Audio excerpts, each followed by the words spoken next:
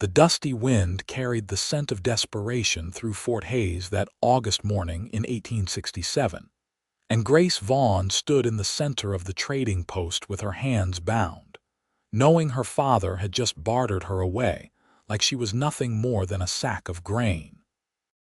The fort commander's voice echoed through the wooden structure as he inspected the wagons her father had brought, laden with furs and smoked meat that would help the garrison through the coming months. Grace's throat burned with unshed tears, but she refused to let them fall. She had learned long ago that crying only made men like her father feel more powerful, and she would not give him that satisfaction now, not in what might be the last moments she ever saw him. "The supplies are acceptable," the commander said, his weathered face betraying no emotion as he glanced toward Grace. "The agreement stands." Her father, William Vaughn, a trapper who had spent more time in the wilderness than with his own family, simply nodded and turned away. He did not look back. Grace felt something inside her chest crack and splinter, but she kept her chin high, her green eyes fixed on some point beyond the fort walls where the Kansas prairie stretched endlessly toward a horizon that had never seemed so far away. The commander gestured to one of his men, and Grace was led toward a small room at the back of the trading post. Her wrists ached from the rough rope, and her cotton dress, faded and patched, clung to her skin in the oppressive heat. She was 20 years old, and this was supposed to be her life now, property of the fort, to be used however they saw fit. The thought made her stomach churn with a mixture of fear and rage. She had barely settled onto the hard wooden bench in the dim room when she heard raised voices outside. The door was thin, and the words carried clearly through the warped planks. "That is a human being you just acquired like she was a horse," a man's voice said, deep and edged with barely controlled anger. "This is wrong, Commander, and you know it. Mind your business, Barrett. The arrangement is legal and benefits the fort. We need those supplies more than we need your moral objections. Legal does not make it right. You are treating that woman like chattel. She was offered by her own father. What would you have me do? Turn away provisions that could mean the difference between survival and starvation come winter?" There was a pause, and Grace found herself holding her breath, leaning closer to the door to hear better. "Let me buy her freedom," the first man said. "I have money saved. I will pay whatever you value those supplies at, and she can go free." "And what makes you think she wants your charity, Barrett? Maybe she prefers the security of the fort. Then let her decide, but she should have a choice." Grace's heart hammered against her ribs. Someone was fighting for her, a stranger whose face she had not even seen. The voices faded as the men apparently moved away, and she was left in the dim room with a strange flutter of hope that she was almost afraid to acknowledge. Hours passed. The sun shifted, sending narrow beams of light through gaps in the wooden walls. Grace's throat was parched, and her stomach growled with hunger, but no one came. She tried to loosen the ropes at her wrists, but they only seemed to tighten, cutting into her skin. Just as the light was beginning to fade into the golden hue of late afternoon, the door opened. The man who entered was tall and lean, with sun-darkened skin and eyes the color of aged whiskey. He wore dusty trousers, a work shirt with the sleeves rolled to his elbows, and a hat that had seen better days. There was a quiet strength in the way he moved, and when his gaze met hers, Grace saw something she had not expected: genuine concern. "My name is Parker Barrett," he said, his voice the same one she had heard arguing with the commander. "I have paid the fort for the supplies your father traded. You are no longer bound to this place." He moved closer and pulled a knife from his belt. Grace flinched instinctively, and he froze, holding up one hand in a calming gesture. "I am just going to cut those ropes," he said gently. "I will not hurt you." She nodded, not trusting her voice, and held out her bound wrists. The knife sliced through the rope with ease, and the sudden release made her gasp. Her hands were numb and marked with angry red lines where the rope had bitten into her flesh. Parker knelt in front of her, examining her wrists with a furrowed brow. "These need to be cleaned and wrapped," he said. "There is a woman in Hayes City who can help. Can you ride?" "Yes," Grace managed, her voice hoarse from disuse and emotion. "But I do not understand. Why would you do this for me? You do not even know me." Parker stood, sliding his knife back into its sheath. He met her eyes again, and there was an intensity there that made her breath catch. "Because what happened here today was wrong," he said simply. "No person should be traded like property. Now you are free to choose what you want to do, where you want to go." He paused, and something flickered across his face, almost vulnerable. "You are free to choose me if you want, or you are free to choose somewhere else entirely. But the choice is yours." The words hung in the air between them, weighted with meaning Grace was not sure she fully understood. She had spent her entire life being told what to do, where to go, how to behave. Her mother had died when she was 12, and her father had dragged her across the frontier ever since, using her as unpaid labor in his trapping ventures. The concept of choice felt foreign and terrifying and exhilarating all at once. "I have nowhere else to go," she admitted quietly. "My father is gone, and I have no other family." "Then come to Hayes City with me," Parker said. "I have a ranch about 5 miles out. You can stay there until you figure out what you want. I have a housekeeper, Mrs. Chen, who lives in the main house. You would have your own space, your own room. No obligations, no expectations. Just time to heal and decide your own path." Grace studied his face, searching for deception or hidden motives, but she found none. There was an openness to Parker Barrett that seemed almost out of place in a land where most people guarded their intentions as carefully as their gold. She realized she had a choice to make right now in this moment. She could refuse, could demand he take her to the nearest town and leave her there. Or she could trust this stranger who had bought her freedom without asking for anything in return. "All right," she said, rising to her feet on shaky legs. "I will go with you." Something in his expression eased, a tension she had not realized he was carrying. He nodded and gestured toward the door. "Let us get you out of this place." The late afternoon sun hit Grace like a physical thing as they stepped outside. The fort was bustling with activity. Soldiers and traders and frontier families, all moving about their business. Grace was painfully aware of the curious stares they attracted as Parker led her toward the stables, but he kept a respectful distance, never touching her, never trying to guide her with a hand on her arm or back. It was such a small thing, but it meant everything.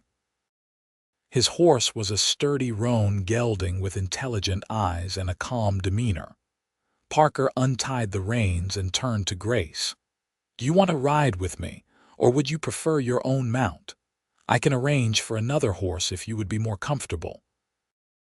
"I can ride with you," Grace said, making a quick calculation. A separate horse would mean more expense for him, and despite everything, she did not want to be more of a burden than she already was. "If that is acceptable." "Of course." Parker swung into the saddle with practiced ease and then reached down to help her up. His hand was warm and calloused when Grace took it, and she found herself seated behind him, suddenly very aware of the solid strength of his back. She hesitated, unsure where to put her hands. "You can hold on," Parker said over his shoulder, his voice kind. "I promise I will not take it as anything more than keeping yourself safe." Grace carefully placed her hands at his waist, feeling the worn cotton of his shirt and the steady rise and fall of his breathing. Parker clicked his tongue, and the horse moved forward at an easy walk, carrying them through the fort gates and out onto the open prairie. The land stretched before them in waves of golden grass, interrupted by the occasional stand of cottonwoods marking a creek bed. The sky was a brilliant blue, unmarred by clouds, and the air smelled of sun-warmed earth and wild sage. Despite everything that had happened, Grace felt something loosen in her chest. The fort, with its walls and its contained spaces, had felt like a trap closing around her. Out here, with the wind in her face and the horizon beckoning, she could almost believe she was truly free. They rode in silence for a while, and Grace was grateful Parker did not try to fill the quiet with meaningless conversation. Her mind was still spinning, trying to process the events of the day. This morning, she had woken in her father's camp, knowing he was planning to go to Fort Hays but not knowing what he intended. He had told her to clean herself up, to put on her least worn dress, and she had obeyed without question because that was what she had always done. Even now, she could hardly believe he had actually gone through with it, that he had valued supplies more than his own daughter. "Are you all right?" Parker's voice broke through her thoughts, gentle and careful. "I do not know," Grace answered honestly. "I do not know what I am. That is fair. It has been a difficult day." "Why did you do it?" The question burst from her before she could stop it. "You said it was wrong, but there are wrong things happening all over the frontier. Why did you choose to intervene in this one?" Parker was quiet for a moment, and Grace felt the shift in his breathing as though he was considering his words carefully. "My mother was Shoshone," he said finally. "My father was a trapper like yours, but different. He loved my mother, married her properly, treated her like a queen. But after she died when I was about 15, he fell apart. Started drinking, started making bad decisions. One night, drunk and desperate for money, he tried to sell me to a mining company as indentured labor. A cowboy named Tom Briggs stopped him, paid my father's debts, and gave me a choice. Stay with my father or come work on his ranch for fair wages. I chose the ranch, and Tom taught me everything I know about cattle, about the land, about being a decent man." Grace felt her throat tighten with emotion. "What happened to your father?" "He drank himself to death 2 years later. I buried him outside of Denver, and I have not spoken his name since." Parker's voice was matter of fact, but Grace could hear the old pain beneath it. "When I saw what was happening at the fort today, I saw myself 15 years ago. I saw someone who needed a choice, the same way I did. I could not walk away from that." "I am sorry," Grace said softly. "About your mother, about your father. We all carry our scars," Parker replied. "The question is what we do with them. Tom Briggs taught me that we can let them make us bitter or we can let them make us better. I choose better."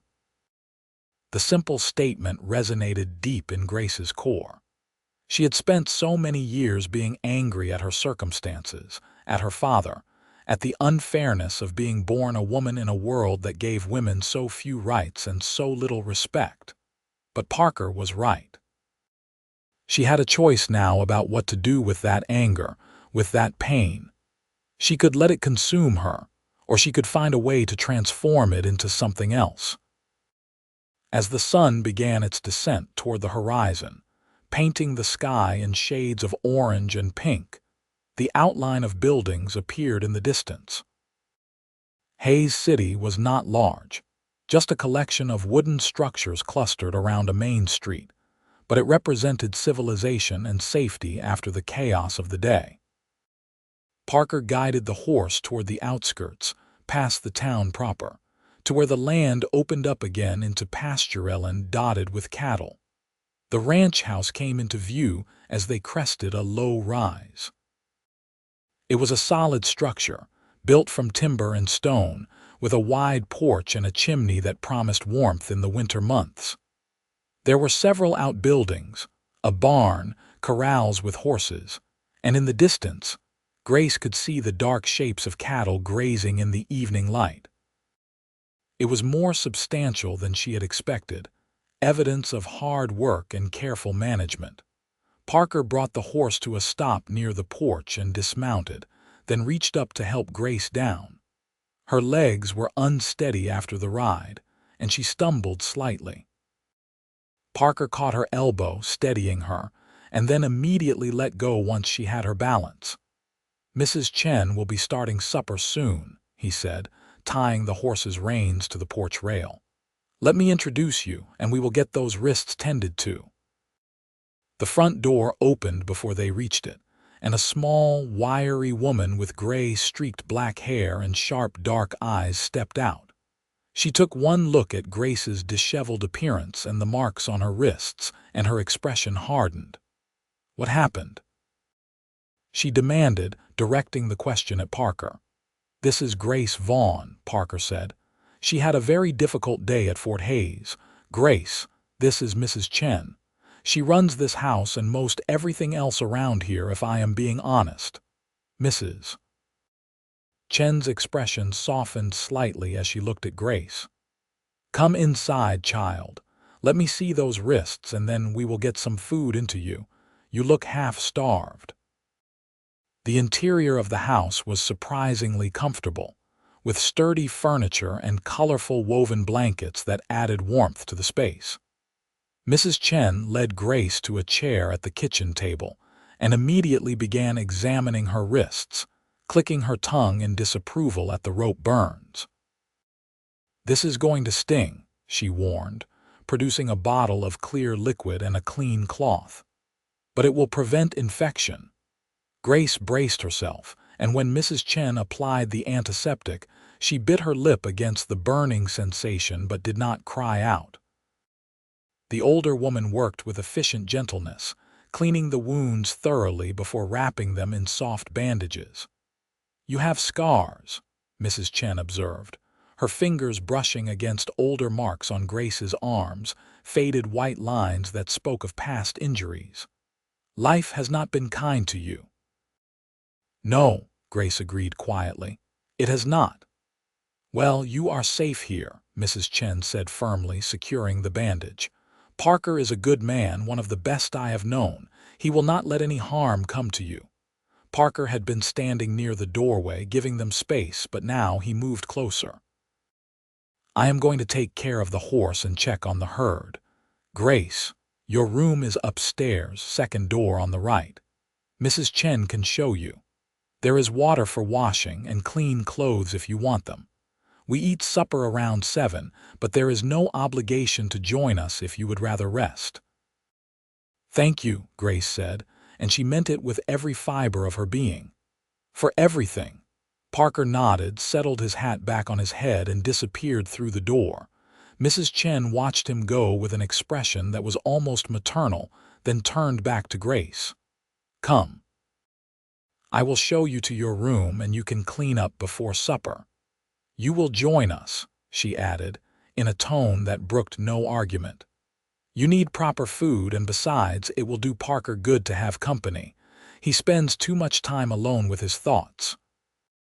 The room was small but clean, with a bed covered in a patchwork quilt, a washstand with a ceramic basin and pitcher, and a window that looked out over the prairie. Someone, probably Mrs. Chen, had laid out a simple dress, undergarments, and a shawl on the bed. Grace ran her fingers over the fabric, soft cotton in a deep blue that was far nicer than anything she had worn in years. Alone for the first time since the morning, Grace allowed herself to sink onto the edge of the bed. The emotions she had been holding at bay all day crashed over her like a wave, and she buried her face in her hands, finally letting the tears come. She cried for the father who had betrayed her, for the childhood she had never really had, for the fear and uncertainty of her future. But underneath it all, there was a tiny seed of something else, something that felt almost like hope. When the tears finally subsided, Grace washed her face and hands with the water from the pitcher, carefully avoiding her bandaged wrists. She changed into the blue dress, which fit surprisingly well, and combed her fingers through her dark blonde hair, working out the worst of the tangles. There was a small mirror on the washstand, and she studied her reflection, hardly recognizing the young woman who stared back at her. Her green eyes were red-rimmed from crying, but there was a determination in them that had not been there before. The smell of cooking food drew her downstairs, where she found Mrs. Chen stirring a pot on the stove and Parker setting the table. He had cleaned up as well, his face and hands scrubbed, his hair still damp. When he saw Grace, something flickered in his expression, there and gone so quickly she almost missed it. "You look better," he said simply. "The dress suits you. Thank you, and thank Mrs. Chen for providing it." "That dress belonged to my daughter," Mrs. Chen said from the stove. "She married a merchant in Abilene 3 years ago and left most of her things behind. She would be happy to know they are being put to good use." They sat down to a supper of beef stew, fresh bread, and canned peaches that tasted like heaven after weeks of her father's meager trail cooking. Grace tried to eat slowly, to maintain some semblance of manners, but her hunger won out, and she cleaned her plate with an enthusiasm that would have earned her a cuff from her father. "Eat as much as you want," Parker said, noticing her empty plate. "There is plenty, and you need to regain your strength." Mrs. Chen ladled another generous portion into Grace's bowl without waiting for confirmation, and Grace accepted it gratefully. As they ate, Parker told her more about the ranch. He had bought the land 5 years ago, starting with just a few head of cattle, and building the herd slowly through careful breeding and smart purchases. He employed 3 ranch hands who lived in the bunkhouse, good men who worked hard and did not cause trouble. Mrs. Chen had come 2 years ago after her husband died, needing work and a place to stay. "It is not a large operation," Parker said, "but it is mine, built with honest work. That means something." "It means everything," Grace said quietly. "To have something that is truly yours, that no one can take away." Parker met her eyes across the table, and there was understanding there, a recognition of shared experience that needed no further explanation. After supper, Grace offered to help with the dishes, but Mrs. Chen shooed her away, insisting she needed rest. Parker walked her to the bottom of the stairs, his hands tucked into his pockets, looking almost uncertain. "If you need anything in the night, my room is downstairs, off the back of the house," he said. "Mrs. Chen is upstairs at the end of the hall. Do not hesitate to call out if you need help." "I will." "And Parker," Grace waited until he looked at her. "Thank you. I do not know how I will ever repay you for what you did today, but I promise I will find a way." "You do not owe me anything," Parker said firmly. "That is the point of freedom, Grace. It does not come with strings attached. You are here because I wanted to help, not because I expect something in return." Grace nodded, though part of her struggled to accept his words. In her experience, nothing came without a price, without expectations. But Parker seemed genuine, and she wanted desperately to believe him.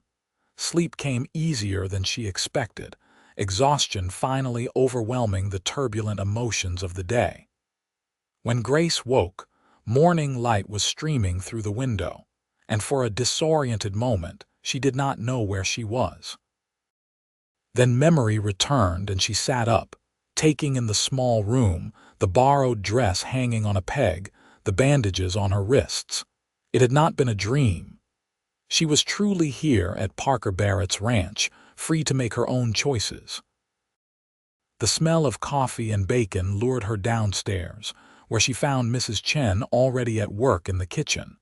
The older woman smiled when she saw Grace and gestured to the table. "Sit. Breakfast is almost ready. Parker and the men have been out since dawn checking fence lines, but he will be back soon." Grace helped herself to coffee, savoring the rich, bitter taste. She had not realized how much she missed simple pleasures until they were suddenly available to her again. Mrs. Chen served up eggs, bacon, and fried potatoes, and they ate together in comfortable silence. "What did Parker tell you about me?" Mrs. Chen asked eventually, refilling their coffee cups. "Just that your husband died and you came to work here." "That is the simple version, Mrs. Chen said, settling back into her chair. "The truth is more complicated. My husband and I came from China in 1852 during the gold rush. We thought we would make our fortune and return home wealthy. Instead, we spent 20 years scraping by, facing hatred and violence just for being different. When he died, I had nothing. Parker hired me even though half the town told him he was crazy to bring a Chinese woman into his home. He did not care what they thought. He saw someone who needed help and he helped. That is who he is." Grace absorbed this information, adding it to her growing understanding of the man who had changed her life. "He told me about his mother, about being Shoshone, and about the man who saved him. Tom Briggs. He died 3 years ago, left this ranch to Parker in his will. Parker grieved for months like he lost his real father. In many ways he did." Mrs. Chen leaned forward, her gaze intent. "I am telling you this because I want you to understand. Parker Barrett is the best man I have ever known, but he carries pain, just like we all do. He will never ask anything of you, never expect anything, but that does not mean he does not feel. Do you understand what I am saying?" Grace thought she did, though the implications made her heart beat faster. "You are saying he cares about what happens to me. I am saying he cares, period. I have not seen him look at anyone the way he looked at you last night. But he will not act on it, will not even speak of it, because he thinks that would be taking advantage of the situation. So if you want something different than just safety and shelter, you will have to be the one to make it known." Before Grace could respond, the sound of horses outside signaled the return of the men. Parker came through the door a moment later, his face weathered from the morning sun, dust coating his clothes. His eyes found Grace immediately, and she saw the relief that crossed his features when he confirmed she was all right. "Morning," he said, removing his hat. "I hope you slept well." "Better than I have in months," Grace admitted. "Thank you." The days began to develop a rhythm. Grace helped Mrs. Chen with household tasks, learning to bake bread and preserve vegetables, to mend clothes and manage the endless cleaning required in a working ranch house. Parker was often out with his men during the day, but he joined them for meals, and in the evenings, they would sometimes sit on the porch, watching the sunset paint the sky in brilliant colors. Grace found herself watching Parker more than she probably should, noticing the way he moved with quiet confidence, the way he treated everyone with respect regardless of their station, the way his eyes crinkled at the corners when he smiled. He was handsome, certainly, but it was more than that. There was a goodness in him that seemed almost rare in this harsh land, a fundamental decency that drew her like a moth to flame. 2 weeks after Grace arrived at the ranch, Parker suggested they ride into Hays City for supplies. Mrs. Chen needed various items from the general store, and Parker said it would be good for Grace to see the town, to start understanding the area where she now lived. They set out after breakfast, Parker on his roan and Grace on a gentle mare named Daisy that he assured her was as calm as they came. The ride into town was pleasant, the morning air still holding a hint of coolness before the day's heat set in. Grace found herself relaxing in the saddle, enjoying the movement of the horse beneath her and the easy silence between her and Parker. Hays City was busier than Grace had expected, with wagons and horses crowding the main street, people hurrying between shops and businesses. Parker tied their horses outside the general store and held the door open for Grace, following her into the dim, crowded interior. The store was packed with goods, everything from dry goods and tools to bolts of fabric and patent medicines. Parker produced Mrs. Chen's list and began gathering items, consulting with the shopkeeper about prices and availability. Grace wandered the aisles, marveling at the variety of things available, so different from the limited supplies of the trading post she had known. She was examining a display of ribbons, running her fingers over the smooth silk, when a woman's sharp voice cut through the store's ambient noise. "Well, well, if it is not Parker Barrett's new acquisition." Grace turned to find a striking woman with elaborate dark curls and a dress far too fancy for a frontier town watching her with cold blue eyes. Two other women flanked her, both wearing similarly expensive clothing and equally unfriendly expressions. "Excuse me," Grace said, drawing herself up to her full height. "Oh, do not play innocent," the first woman said, moving closer. "The whole town knows he bought you from the fort like you were livestock. Tell me, what services are you providing in return? Or should I not ask in polite company?" Heat flooded Grace's face, a mixture of shame and anger. Before she could formulate a response, Parker appeared at her side, his expression thunderous. "That is enough, Lydia," he said, his voice quiet but edged with steel. "You will apologize to Miss Vaughn or you will leave this store." Lydia's eyes flashed with something that looked like jealousy. "Why should I apologize for speaking the truth? Everyone is talking about how you brought home a woman of questionable virtue and installed her in your house. What would Tom Briggs say if he could see you now, harboring someone like her?" "Tom would say I did exactly what he taught me to do, help someone who needed it," Parker replied. "And Grace is not harboring anywhere. She is a guest in my home, treated with respect and dignity, which is more than I can say for how you are behaving. Now apologize or leave." For a moment, Lydia looked like she might argue further, but something in Parker's expression made her reconsider. She gave a mocking curtsy and turned on her heel, her companions following like ducklings. The store had gone silent, every customer watching the confrontation with undisguised interest. Grace felt her throat tighten with humiliation. This was what people thought of her, what they assumed about her situation. She was nothing more than fodder for gossip, her reputation destroyed before she even had a chance to establish one. "Ignore them," Parker said quietly, touching her elbow gently. "Lydia Harrison has been spreading poison since we were children. Her father owns the bank, and she thinks that gives her the right to look down on everyone else. She is not worth your tears." "I am not crying," Grace said, though her eyes were suspiciously bright. "I am angry. How dare she make assumptions about me, about you, about what is happening at the ranch? She knows nothing. No, she does not. And the people whose opinions actually matter know the truth. The rest can think what they want." They finished their shopping quickly, the pleasure of the trip soured by the encounter. As they loaded their purchases onto the horses, the shopkeeper hurried out, a wrapped package in his hands. "Mr. Barrett, please wait. You forgot this." He handed Parker the package, then turned to Grace, his weathered face kind. "Miss Vaughn, please do not let Lydia Harrison bother you. She has been chasing after Mr. Barrett for years, and she is just jealous that he finally has a woman in his life. Most folks in this town know Parker is a good man, and they will judge you by your actions, not by gossip." Grace managed a smile. "Thank you. That is kind of you to say." On the ride back to the ranch, Grace mulled over the shopkeeper's words.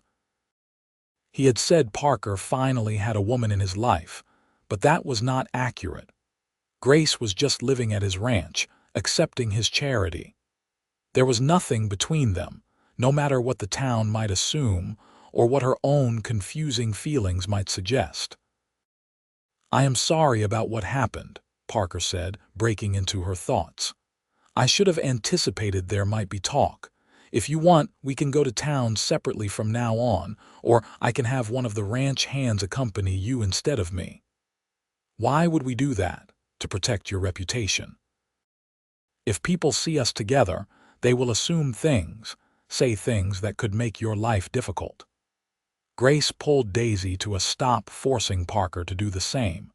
She looked at him directly, seeing the genuine concern in his face, the worry that he was somehow making her life worse instead of better. "Parker, my reputation was destroyed the moment my father traded me for supplies. Nothing I do now will change what happened or what people assume about me. So I would rather spend my time with someone who treats me with kindness and respect than worry about what small-minded people might say. If you are willing to endure the gossip, then so am I." Something shifted in Parker's expression, a warmth that started in his eyes and spread across his face. "All right then, we face it together." The words felt like a promise, like something significant had just passed between them, though Grace could not have explained exactly what. They rode the rest of the way in contemplative silence, but it was a comfortable quiet, the kind that exists between people who are beginning to understand each other. That evening, after supper, Parker asked Grace if she would take a walk with him. Mrs. Chen made herself scarce with remarkable speed, leaving them alone on the porch as the sun began its descent toward the horizon. "There is something I want to show you," Parker said, offering his arm. Grace took it, acutely aware of the solid warmth of him beside her as they walked away from the house, across the pasture toward a small rise dotted with wildflowers. At the top, Parker stopped, gesturing to the view spread before them. "This is why I bought this land," he said. "Right here, this exact spot. When Tom brought me out to see the property, we stood here and I knew this was where I was meant to be. You can see for miles, all the way to the horizon. It feels like freedom." Grace understood exactly what he meant. The land rolled away in every direction, golden grass rippling in the breeze, the sky vast and endless above them. There were no walls here, no boundaries except those imposed by nature itself. After a lifetime of feeling trapped, first by her mother's death and then by her father's callous control, this openness called to something deep in Grace's soul. "It is beautiful," she said softly. "Thank you for sharing it with me." "I want you to know that this can be your home for as long as you want," Parker said, still gazing out at the landscape. "Not just as a guest, but truly yours. You are welcome here, Grace. You belong here." The words struck something tender in Grace's chest. Belonging was not something she had felt in a very long time, perhaps ever. "Why are you so kind to me?" she asked, the question escaping before she could censor it. "You barely know me." Parker finally looked at her, and the intensity in his amber eyes made her breath catch. "I know enough. I know you have survived things that would have broken most people. I know you have strength and dignity despite everything you have endured. I know that when you smile, which you do not do nearly often enough, it lights up the whole room." He paused, seeming to wrestle with whether to continue. "And I know that, from the moment I saw you standing in that fort, I felt something I have not felt before. Like I was meant to be there in that exact moment, meant to help you, meant to bring you here." Grace's heart was hammering so hard she was sure he must be able to hear it. "What are you saying?" "I am saying that I care about you, more than I probably should given the circumstances. I am saying that when I told you that you were free to choose me, I meant it, even though I had no right to say such a thing to someone in your position." Parker ran a hand through his hair, a gesture of frustration. "I swore I would not speak of this, would not put any pressure on you, but after today, after seeing how people treat you because of me, you deserve to know the truth. How I feel does not obligate you to anything. You can stay here as long as you want with no expectations. But I would be lying if I said I did not hope that maybe, someday, you might feel the same way." Grace's mind was reeling. Part of her wanted to be cautious, to protect herself from potential hurt. But a larger part, The part that had been starved for genuine affection and care her entire life, wanted to throw caution to the wind and embrace this gift she was being offered. "I do not know what I feel," she said honestly. "Everything has happened so fast, and I am still trying to understand who I am now that I am not under my father's control. But I know that being here with you feels right in a way nothing else ever has. I know that I think about you more than I probably should. I know that when you look at me, I feel seen in a way I have never experienced before." Parker reached out slowly, telegraphing his movement, giving her every opportunity to pull away. When she did not, he cupped her cheek with his hand, his touch gentle and reverent. "Then maybe we can figure this out together," he said softly. "No rush, no pressure, just two people getting to know each other and seeing where it leads." "I would like that," Grace whispered. He smiled then, a full, genuine smile that transformed his face and made Grace's stomach flutter with unfamiliar warmth. They stood there as the sun painted the sky in shades of fire, not kissing, not speaking, just existing together in a moment of perfect understanding. The weeks that followed were some of the happiest Grace had ever known. She and Parker spent time together whenever his ranch work allowed, talking for hours about everything and nothing. He taught her to rope cattle, laughing good-naturedly when her first attempts went spectacularly wrong. She helped him with the ranch accounts, her neat handwriting and quick mind for numbers proving invaluable.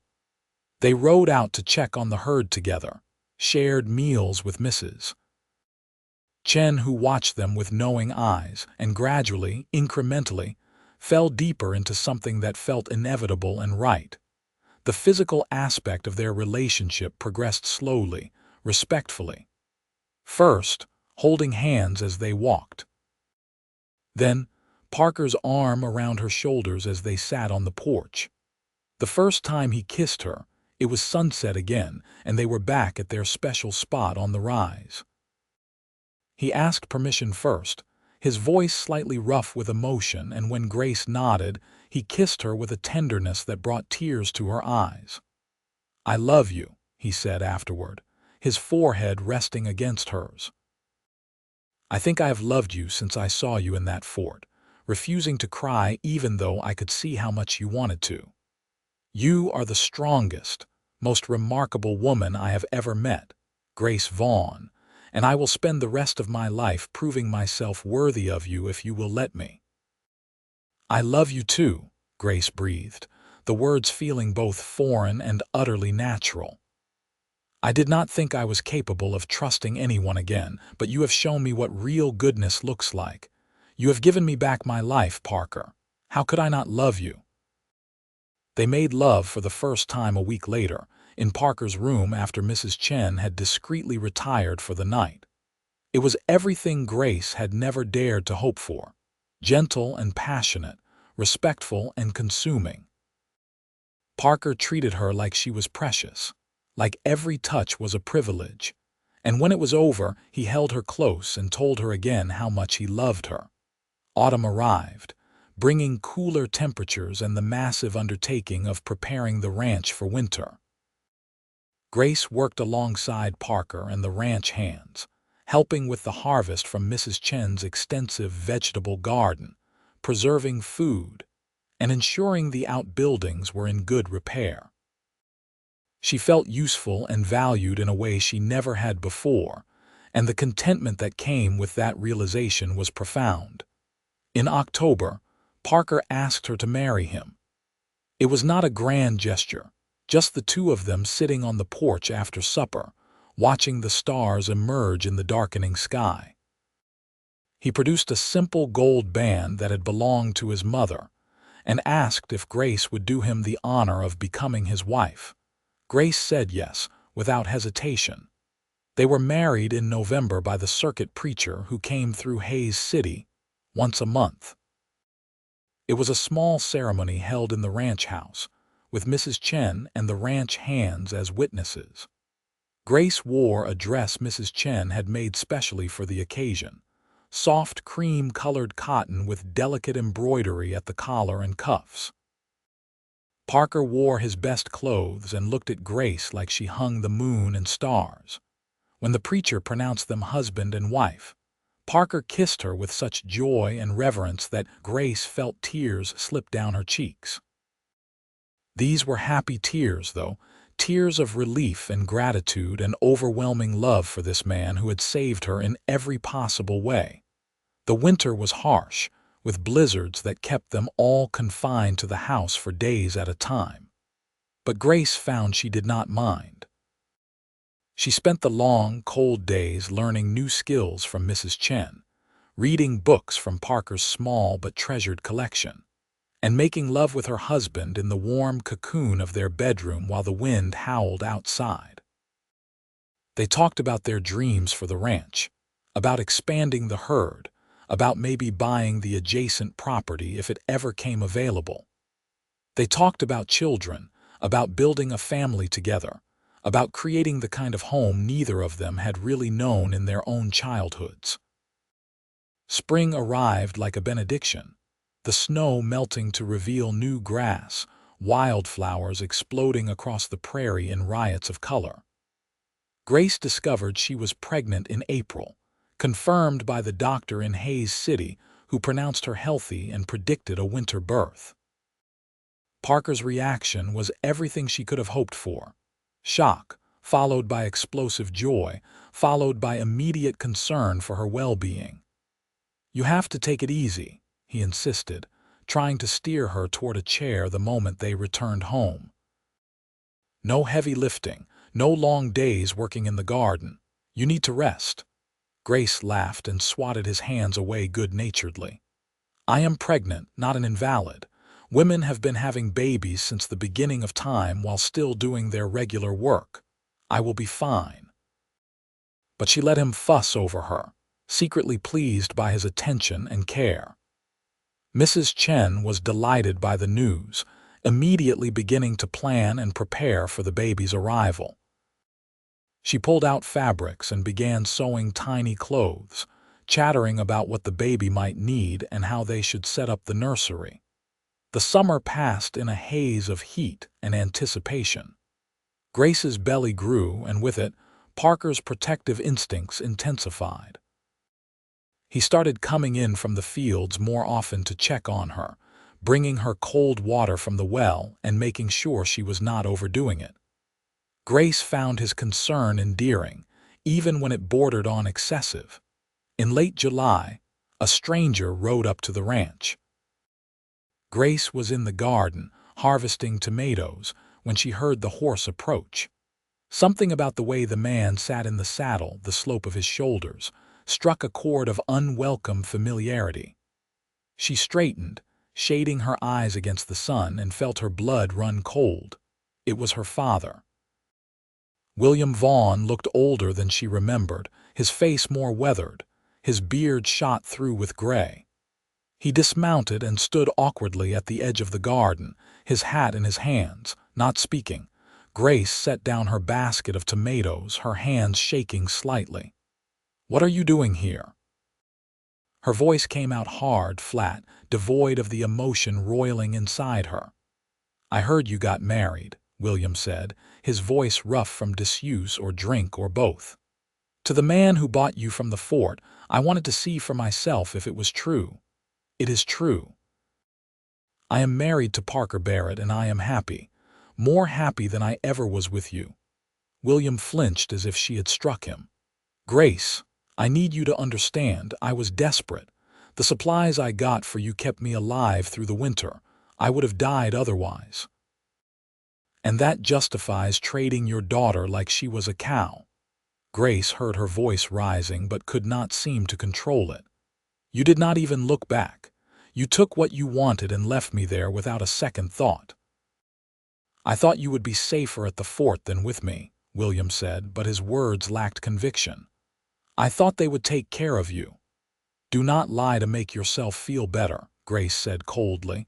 "You did not care what happened to me. You never have." Parker's voice cut through the tension. "Is there a problem here?" He had approached from the barn, alerted by the strange horse, and now stood between Grace and her father with a protective stance that made Grace's heart swell with love and gratitude. William looked Parker up and down, taking in his work-worn clothes, his capable hands, the way he positioned himself to shield Grace. "You are Barrett, then, the man who bought my daughter." "I am the man who saved your daughter from the situation you put her in," Parker corrected, his voice like ice. "And I would do it again in a heartbeat. Grace is my wife now, and you will treat her with respect, or you will leave my property immediately." "I came to apologize," William said, but the words sounded hollow. "I came to tell Grace I was sorry for what I did." "I do not accept your apology," Grace said, moving to stand beside Parker, taking his hand in hers. "What you did was unforgivable. You were supposed to protect me, to care for me, and instead, you treated me like I was less than human. I do not ever want to see you again. You are not welcome here, and you are certainly not welcome in the life I have built." William's face crumpled, and for a moment, Grace almost felt sorry for him. Almost. But then she remembered the years of neglect, the casual cruelty, the ultimate betrayal at Fort Hays, and her resolve hardened. "Please," William said, his voice breaking, "you are all I have left. Your mother is gone, and I have no one else. I am asking for a second chance." "You had 20 years of chances," Grace said. "You wasted every single one. Now leave." William stood there for a long moment, as if hoping she might change her mind. When it became clear she would not, he slowly mounted his horse. "If you ever change your mind," he said, "I will be in Dodge City, working at the livery there." "I will not change my mind," Grace said firmly. They watched him ride away, his figure growing smaller against the prairie horizon until he disappeared entirely. Grace felt Parker's arm come around her shoulders, pulling her close against his side. "Are you all right?" he asked gently. "I am better than all right," Grace said, surprising herself with the truth of it.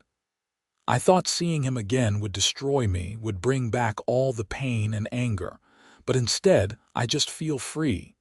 He has no power over me anymore, Parker, none at all." "Good," Parker said, pressing a kiss to her temple. "You deserve that freedom."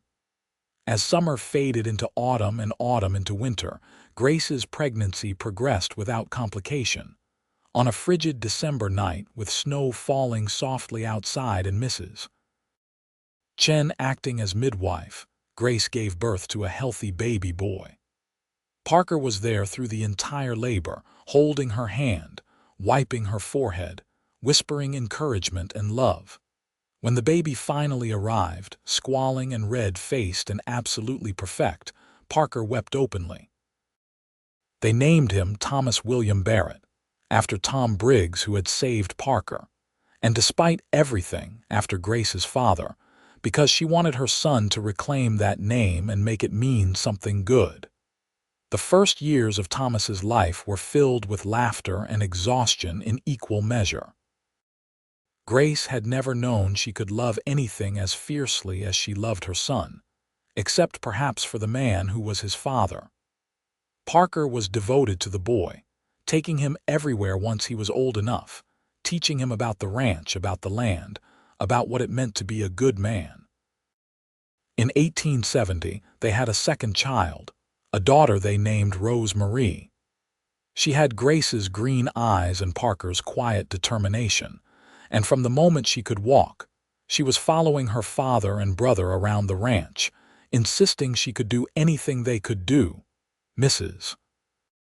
Chen doted on both children shamelessly, spoiling them with sweets and stories and unconditional love. She became the grandmother neither child would have otherwise had, and Grace was grateful every day for the older woman's presence in their lives. The ranch continued to prosper. Parker's careful management and fair treatment of his workers earned him respect throughout the county. And slowly, even those who had initially gossiped about Grace came to accept her as a valued member of the community. She became known for her charitable work, helping new settlers get established, organizing supplies for families who fell on hard times, and treating everyone she met with the dignity she had once been denied. In 1873, Parker surprised Grace by purchasing the adjacent property, doubling the size of their ranch. It was a bold move, requiring a loan from the bank, but Parker's reputation was such that even Lydia Harrison's father approved the financing without hesitation. The expanded operation required more hands, and Parker hired carefully, always looking for men who shared his values of hard work and fair dealing. One autumn evening in 1874, Grace and Parker sat on their favorite spot on the rise, watching the sunset as they had done countless times before. The children were with Mrs. Chen, being prepared for bed, and for a few precious moments they were alone with each other and the vast prairie. "You ever think about that day at the fort?" Grace asked, leaning against Parker's shoulder. "Sometimes," Parker admitted. "I think about how different our lives would be if I had not been there, if I had not spoken up. It terrifies me, honestly. I think about it too, not the terror of what might have been, but the miracle of what is." Grace took his hand, threading her fingers through his. "You gave me everything, Parker. Freedom, love, family, purpose. You gave me a life I never dreamed was possible." "You gave me just as much," Parker said, tilting her face up to look at him. "Before you, this ranch was just work, just something to occupy my time and energy. You made it a home. You made me understand what Tom was trying to teach me all those years ago, about what really matters in life." "What matters is this," Grace said, gesturing to the land around them, the house in the distance with smoke curling from its chimney, the life they had built together. "Family, love, treating people with decency and respect. That is what endures." "That is what endures," Parker agreed, kissing her softly. As the years passed, Grace and Parker watched their children grow. Thomas became a serious, thoughtful young man who loved working the ranch and seemed destined to take over the operation one day. Rose was wild and free-spirited, equally comfortable riding fence lines or helping Mrs. Chen in the kitchen, determined to prove she could do anything her brother could do. In 1878, Grace gave birth to their third child, another son they named James. By this time, the ranch was well established, and they could afford to hire more help, giving Grace more time to focus on her children and her growing involvement in community affairs. She helped establish a school in Hays City, taught Sunday school at the newly built church, and worked tirelessly to improve conditions for women and children throughout the county. Parker continued to be her steadfast partner in everything, supporting her endeavors while managing the ranch with the same careful attention that had made it successful. They were seen as pillars of the community, a model of what marriage and partnership could be when built on mutual respect and genuine love. One day in the spring of 1880, Grace received a letter forwarded from Dodge City. It was from a pastor there, informing her that William Vaughn had passed away peacefully in his sleep. He had left his few possessions to Grace, along with a letter he had written shortly before his death. Grace sat on the porch with the letter in her hands, unsure if she wanted to read it. Parker found her there and sat beside her quietly, offering silent support. "He is gone," Grace said finally. "My father, he died." "How do you feel about that?" "I do not know. Sad maybe, but not for him. Sad for what could have been if he had been a different man, if he had made different choices." She turned the sealed letter over in her hands.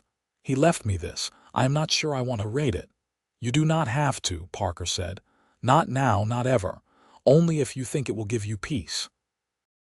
Grace thought about that. Did she need peace when it came to her father?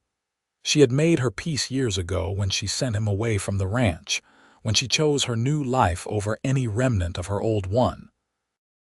But perhaps, she thought, there was value in hearing what he had wanted to say, in closing that chapter completely. She opened the letter and read it silently, aware of Parker's steady presence beside her. William's handwriting was shaky but legible, and his words were simple and direct.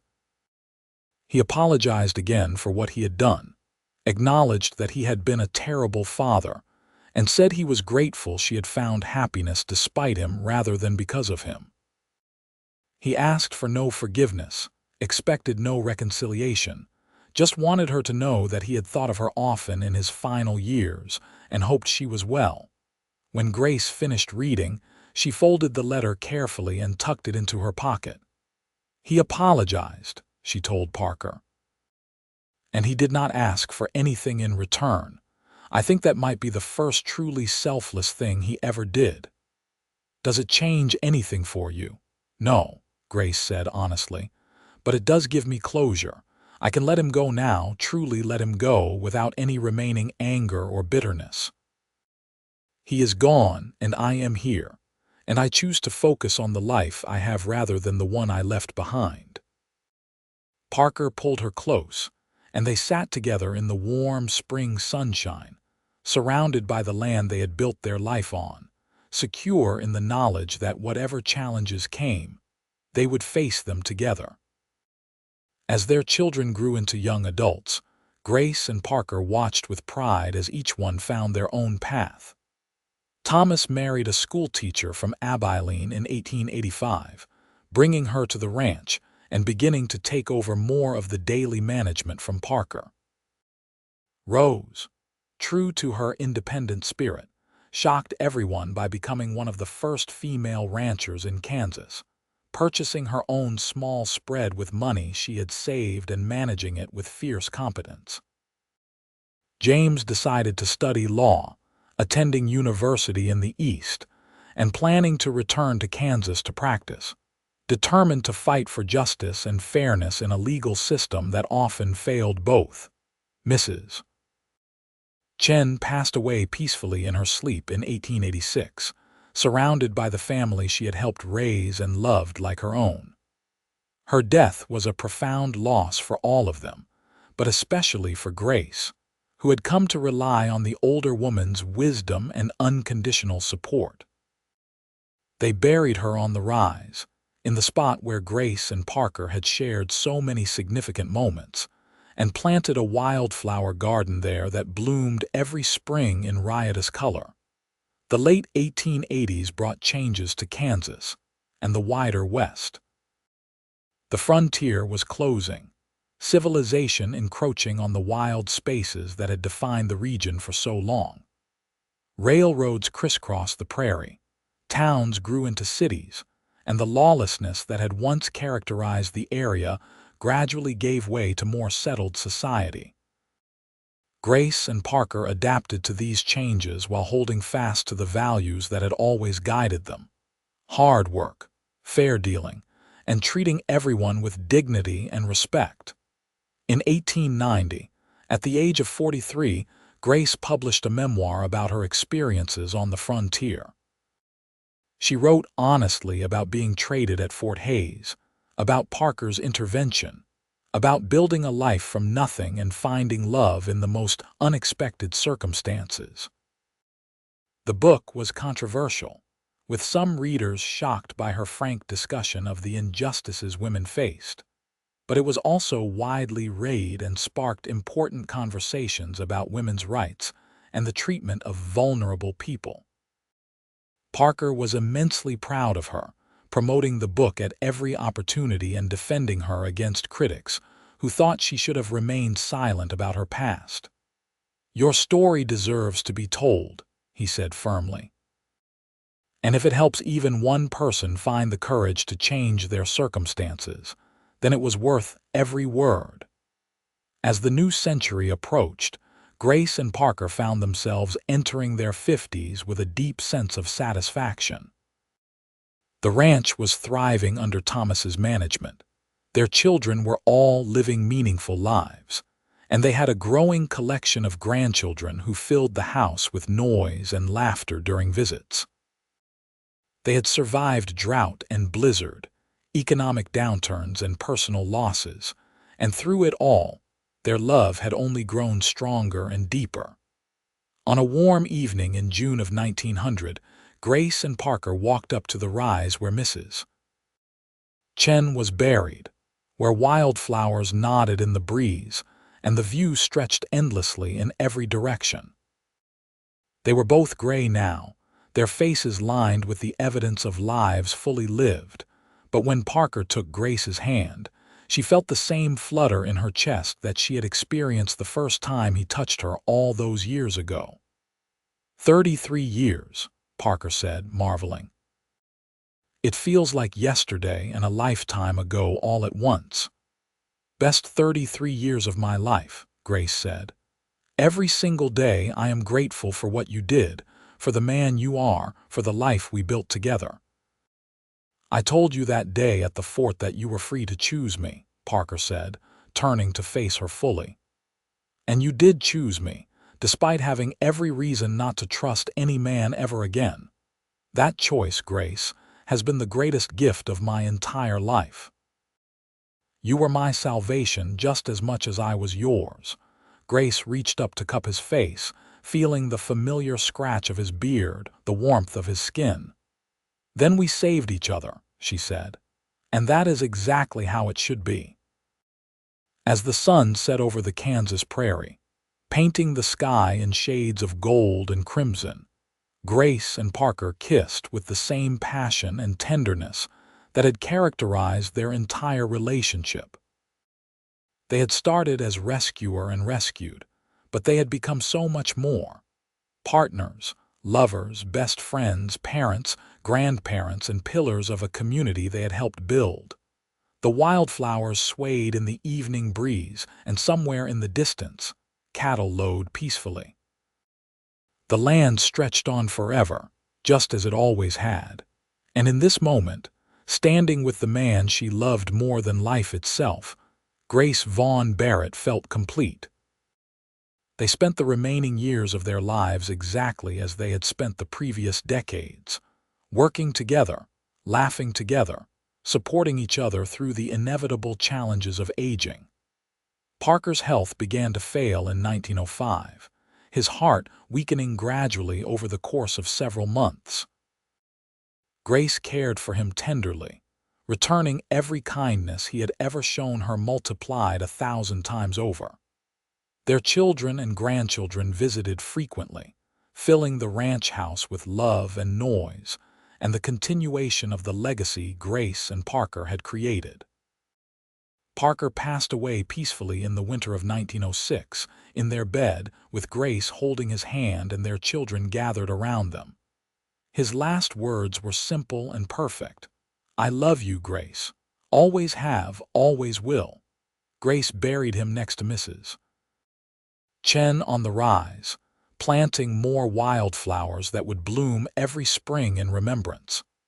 She lived another 8 years, remaining active and engaged with her family and community until the very end. She watched her grandchildren grow, met several great-grandchildren, and continued to write and speak about the importance of treating all people with dignity and compassion. When Grace died in 1914, at the age of 67, she was surrounded by 3 generations of the family she and Parker had created. Her last thoughts were of that day at Fort Hays, of the tall cowboy who had seen her humanity when others saw only a transaction. She thought of all the years they had shared, all the moments both mundane and extraordinary that had woven together to create a life of meaning and purpose. They buried her next to Parker, and their children commissioned a simple stone marker that read, Grace Vaughn Barrett, 1847–1914. She was traded for supplies at the fort. The cowboy said, now you are free to choose me.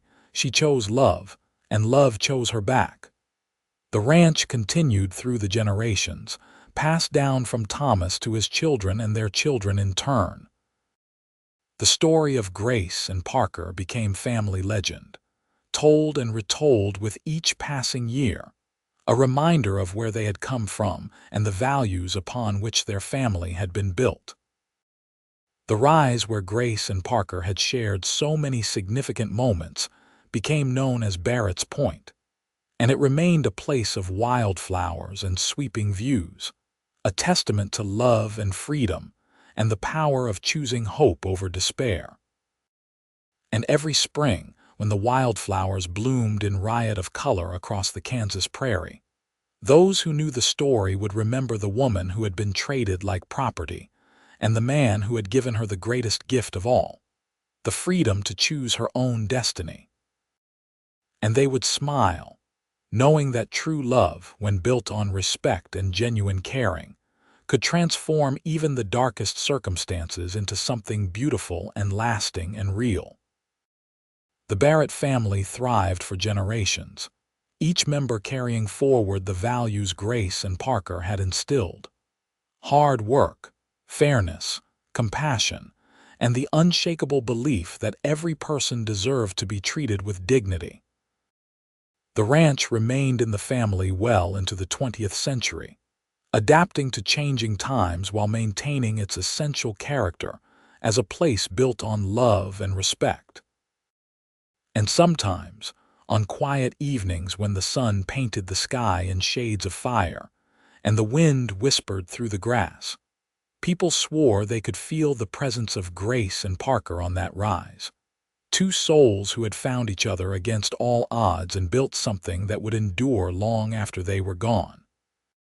It was a fitting legacy for a love story that had begun with an act of courage and compassion, and had grown into something that touched countless lives across the generations. In the end, Grace and Parker's story was not just about rescue or freedom or even love, though it was certainly all of those things. It was about the fundamental truth that every person has inherent worth and dignity, and that recognizing that worth in others can change not just individual lives, but entire communities and futures. It was about choosing hope when despair seems inevitable, about seeing possibilities where others see only obstacles, about believing that tomorrow can be better than today if we have the courage to make it so. That was the true gift Parker gave Grace that day at Fort Hays, and that Grace gave back to him through every day of their lives together. The gift of seeing and being seen, of valuing and being valued, of loving and being loved in return. It was simple and profound, ordinary and extraordinary, and it was everything